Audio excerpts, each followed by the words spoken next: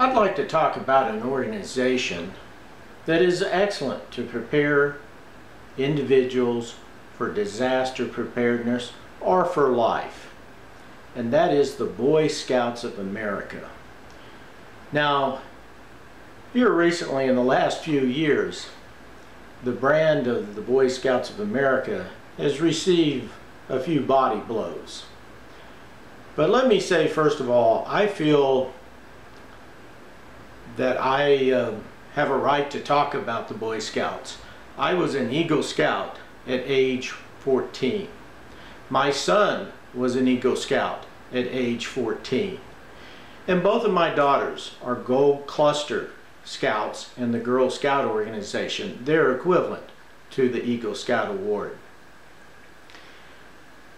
Let me say two observations to what I think is it might not be fake news or false news, but it might be an example of William Blake's statement that the truth told with ill intent can beat all the lies you can invent.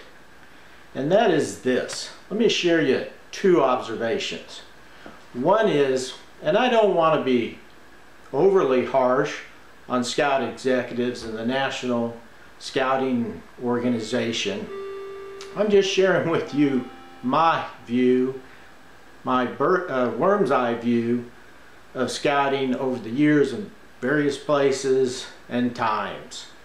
In the 1960s and early 70s, when I was a Boy Scout in the great state of South Dakota in the Black Hills Council, I served on the camp staff at Camp Old Broad Axe for 3 years. And during that time, I think the only time we ever saw a Scout executive was 2 times when the Scout executive for the council came up and had dinner with the camp director. I suppose they were at my Eagle Scout annual banquet that they have for Eagle Scouts. And then the last couple of years in high school, I went out to California, and I went to scout camp there twice with a scout troop that I was helping as an assistant, junior assistant scoutmaster. Never saw a scout executive in California. Then as an adult, I was involved in Florida with my son's troop, and we were on the West Coast for a couple of years. And during that time, for 2 years, no, it was 3 years, I don't think I ever saw a Scout executive. And then we were in South Florida and a council there. And other than the Eagle Scout annual banquet, I don't think I ever saw any Scout executives. Now that I'm thinking about it, let me share with you, and this is almost disappointing. I did, as I recall, in South Florida, there was an excellent district executive who used to come out and play basketball with the local Explorers post. And I spoke to him a couple times now that I'm thinking about it, and he seemed like a great guy. Well, here's the bad news. About 6 months later, he left the Boy Scout organization as an adult district executive to go with another social organization. And I do recall, now that I'm thinking about it, that in South Dakota one time a district executive and his wife drove a carload of us up to the state of Minnesota for a regional Order of the Arrow conference. And he was a great guy. Once again, I heard about 3 months later he had left scouting and had joined another social organization. So I guess what I'm sharing with this observation is I've never seen much of the National Scout Organization, other than, let's give them credit, they make a great handbook and field book and the merit badge books. I never saw much of their policy really, or their effect ever trickle down into the troops. Now, more importantly, let me share you kind of a unique, personal observation. And I recall one time when I was in college for the Navy, I had to take 2 meteorology courses. And the professor told us that at one time he was a TV meteorologist and he would predict the weather. And he says, I would spend hours before the broadcast on looking at all the latest data. But he says, before I went on the air, I would always step outside into the parking lot and look around and see what the weather was like and get a personal eyeball view of it. Then later, when I was at the university, I was taking a class from a professor who predicted the, he had a model, a computer model that predicted the economy for that state.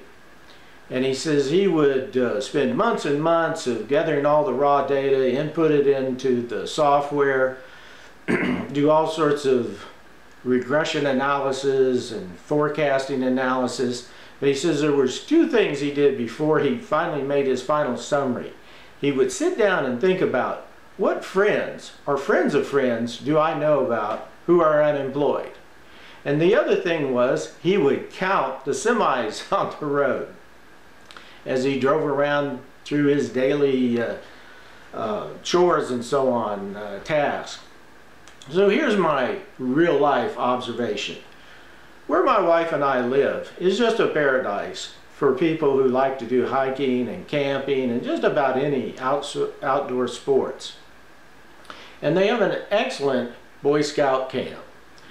So I noticed last year that at our church we had 4 Boy Scout troops show up for the Sunday service. And interesting enough, half of them were in what I would consider traditional civilian Sunday clothes, and the other half were in their Boy Scout uniforms.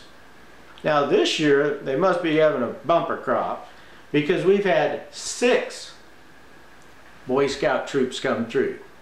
So now we've got 10 troops that show up on Sunday. And then about a month ago, my wife and I were in a pizza restaurant. It's interesting what you can learn in a pizza buffet restaurant. And we were sitting there and we saw like 25 Boy Scouts starting to form at the door, and they had about 5 adult leaders with them.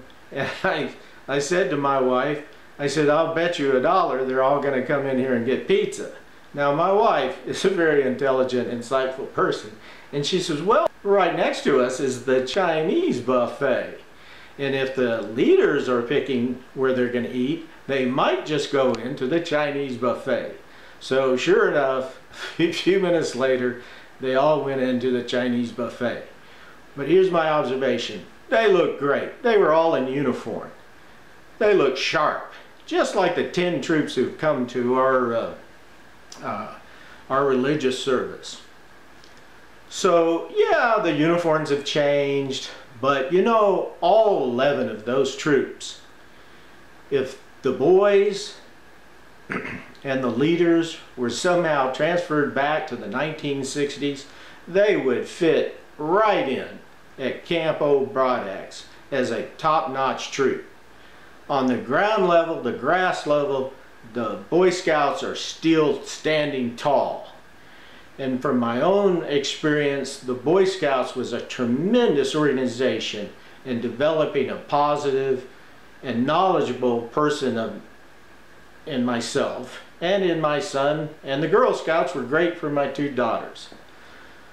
So regardless of the news that may be percolating, you know, I'm still 100% that I would encourage every young man and their parents to get involved in scouting. And you know, if people join the Boy Scouts that maybe wouldn't have fit in the 1960s, I submit that's a good thing. What's wrong with any living human being learning the Scout law? Trustworthy, loyal, helpful, friendly, courteous, kind, obedient, cheerful, thrifty, brave, clean, and reverent. We need all the people we can in this world who live by that law. So, Boy Scouts of America, stand tall. And until the last Eagle Scout is dead and buried, carry on. And then let us only hope that somebody finds a Boy Scout handbook or field book and starts it all over again. Be prepared.